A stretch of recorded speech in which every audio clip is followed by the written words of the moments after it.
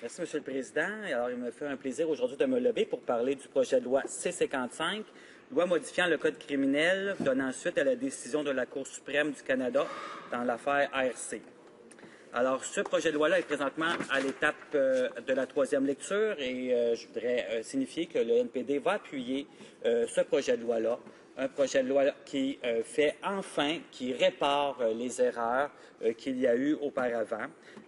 Donc, ce projet de loi-là modifie le Code criminel afin de prévoir une réponse, en réponse à la décision de la Cour suprême dans l'arrêt ARC, des mesures de protection à l'égard du pouvoir d'intercepter des communications privées sans autorisation judiciaire préalable en vertu de l'article 184.4 de cette loi.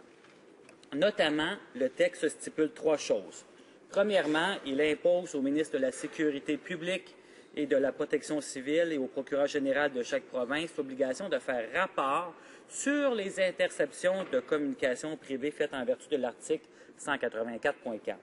Aussi, deuxièmement, il prévoit que toute personne qui a fait l'objet d'une telle interception doit en être avisée à l'intérieur d'un certain délai. Enfin, troisièmement, il restreint la catégorie de personnes pouvant accéder à une telle interception, procéder à une telle interception, et finalement, il limite ces interceptions aux infractions visées à l'article 183 du Code criminel. Donc, on est vraiment heureux, M. le Président, qu'enfin le gouvernement conservateur amène ce projet de loi C-55. Je dis enfin parce qu'il a traîné de la patte sur ce dossier et ce projet de loi-là fait référence effectivement à l'obligation de la Cour suprême qui a révélé qu'il y avait une faille, il y avait un déséquilibre entre le respect des droits de la personne, d'une certaine manière, des chartes des droits de la personne, quant au droit à son intégrité, le droit à la vie privée. Et il y avait donc un déséquilibre entre le droit à la vie privée et le droit à la sécurité. En fait, le droit à la vie privée avait été atteint et c'est pour ça qu'on a donné, on ramène ici un équilibre. Et cette fois-là, maintenant, le droit à la vie privée est en équilibre avec le droit à la sécurité. Et pourquoi cela a-t-il été fait? C'est parce qu'on a maintenant une reddition de compte. Alors, on ne peut plus faire d'écoute électronique comme on le veut sans avoir de reddition de compte. Maintenant, il faut avertir la personne qu'on a écoutée d'une manière électronique. Alors, dans un délai qui peut aller jusqu'à 90 jours environ. Alors, pourquoi c'est important cet élément-là? C'est que maintenant, la personne qui a subi une écoute électronique, si elle pense que son droit à la vie privée a été bafoué, si son droit, selon la Charte des droits et libertés, ses droits ont été bafoués, il pourra poursuivre les personnes en question et pourra ainsi avoir réparation, et ce qui va permettre justement de limiter les excès de zèle que pourraient avoir les agents de la paix. D'ailleurs, on limite le nombre de personnes qui ont le droit maintenant de faire des écoutes électroniques et ce qui aussi rétablit l'équilibre à cela.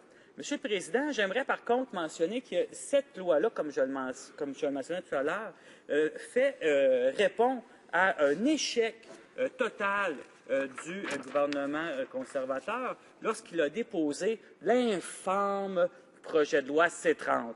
Ce projet de loi-là qui était une attaque directe au droit à la vie privée des gens, qui allait à l'encontre certainement de la Charte des droits et libertés et qui a été fait d'une manière totalement improvisée par les conservateurs. Et ça, M. le Président, je pense que c'est très important que le NPD rappelle aux conservateurs comment il est essentiel, important et prédominant que maintenant, les conservateurs devront faire référence et s'assurer que tous les nouveaux projets de loi qui vont amener à la Chambre des communes, tous les nouveaux projets de loi qui vont apporter, devrais-je plutôt dire, à la Chambre des communes, que ces projets de loi vont d'abord avoir été scrutés à la loupe, bien vérifiés, bien analysés, vus par des avocats pour s'assurer qu'ils respectent la Charte des droits et libertés, qu'ils respectent la Constitution canadienne. Ainsi, on ne sera pas obligé d'avoir des causes en Cour suprême qui sont longues et coûteuses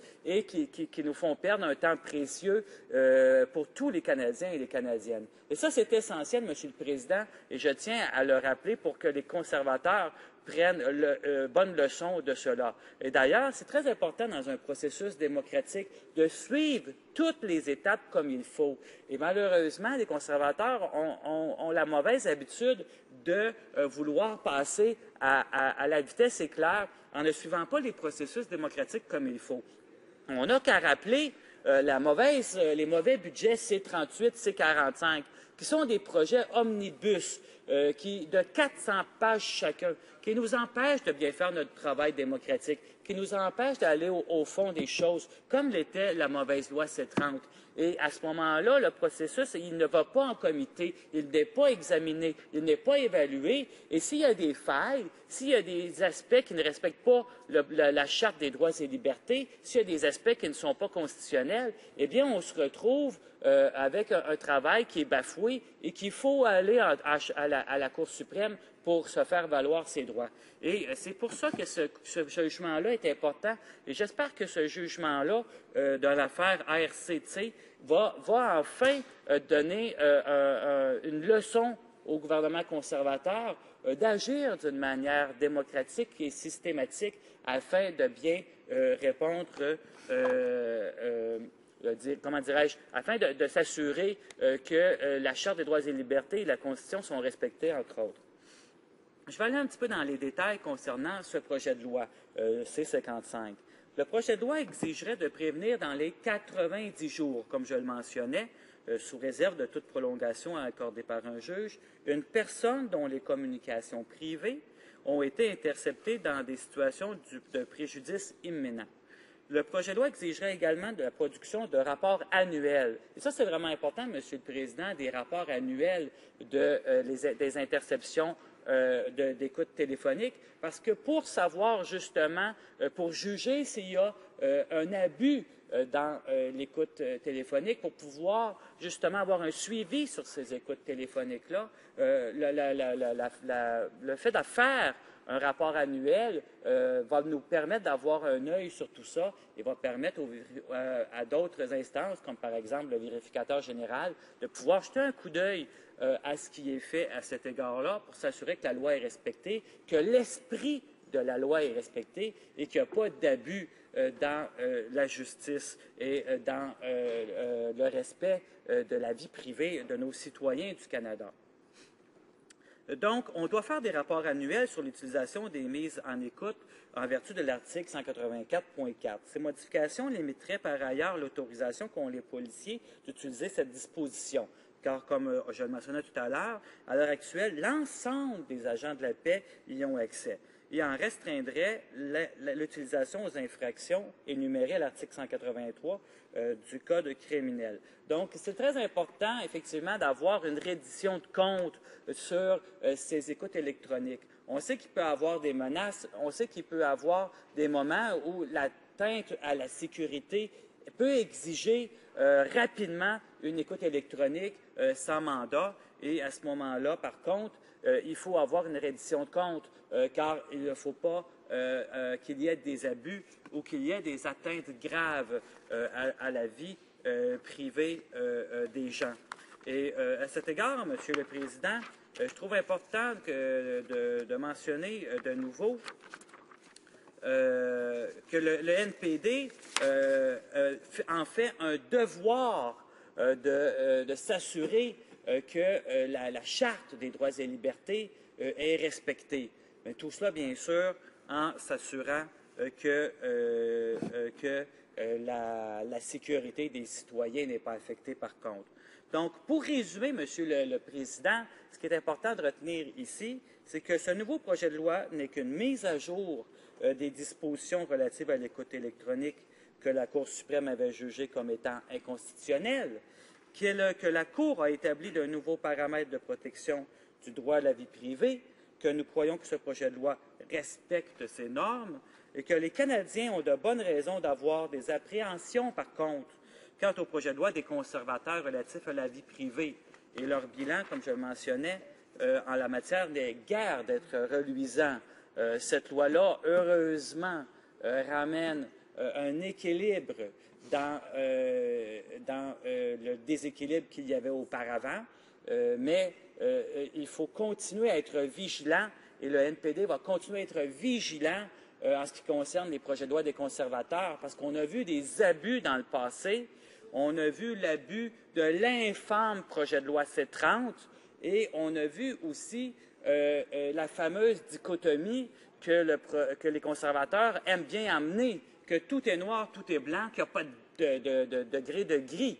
Hein? Et alors que c'est totalement faux, il faut amener les projets de loi en comité, il faut pouvoir les étudier. Et je suis content que mon collègue de Beauport-Limoilou est de retour pour écouter mon discours, parce qu'il a très bien mentionné tout à l'heure l'importance du travail en comité, comment le travail en comité, c'est un travail essentiel pour une bonne démocratie. Moi, je siège sur le comité permanent de l'environnement et du développement durable. Et comme mon honorable collègue de Beauport-Limoilou, je sais comment ce travail est peu connu, mais il est très important. On rencontre des experts, on fait des amendements, on fait des ajouts au projet de loi pour s'assurer qu'ils sont le plus parfaits possible, qu'ils respectent la Charte des droits et libertés, qu'ils respectent la Constitution et qu'ils vont être bons, qui vont amener un bien-être supérieur à nos Canadiens et aux Canadiennes de notre merveilleux pays. Et pour conclure, donc, Monsieur le Président, ce que je voulais dire, c'est que oui, C-55 est un projet de loi que nous trouvons bien fait, que nous apprécions, qui amène un équilibre, enfin, entre la vie privée et le besoin de la sécurité, mais que cela ne veut pas dire que, pour autant que nous appuyons tous les projets de loi des conservateurs. Au contraire, nous avons trouvé dans le passé qu'ils ont qu'ils ont fait des projets de loi abusifs, qu'ils ont fait des projets de loi qui étaient infâmes, et C-30, dois-je le dire encore une fois, était horrible.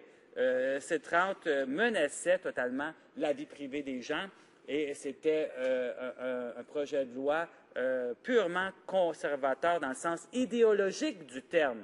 Hein? C'était une vision idéologique. Et je sais que les gens au comité de la justice ont dénoncé C-30 à maintes reprises. Je pense d'ailleurs que mon collègue de Beauport-Limoilou était sur le comité à ce moment-là. Non, pas tout à fait.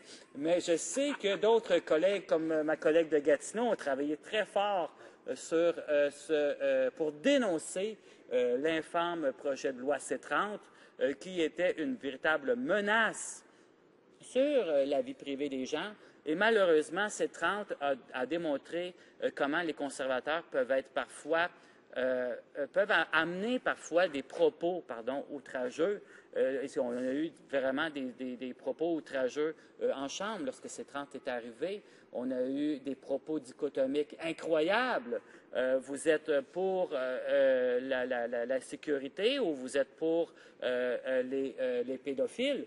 C'était horrible comme discours, aucune section grise, aucune possibilité de pouvoir se contraindre à d'autres propos. Et tout ça pourquoi, Monsieur le Président?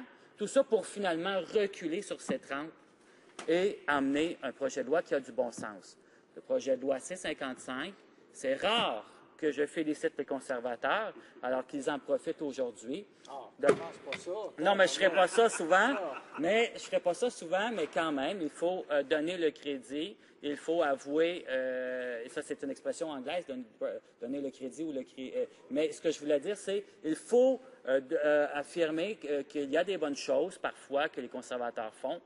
C'est rare, mais s'ils nous permettent de voter pour appuyer leur projet de loi, nous allons le faire.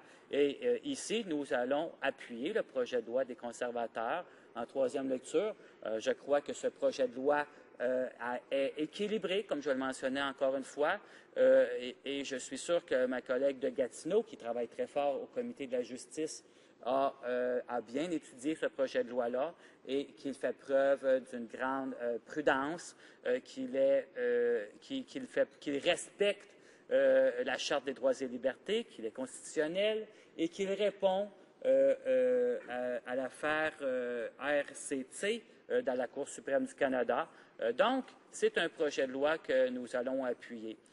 Monsieur le Président, je ne sais pas combien de temps j'ai encore pour parler. Comme vous savez, je pourrais parler encore pendant des heures. Et à cet égard, je voudrais vous ramener à quelques citations qu'il y a eu par rapport à cela dans le projet durant cette étude en comité. Il y a eu, si ma mémoire est bonne, 2 séances du comité de la justice à ce qui concerne C-55.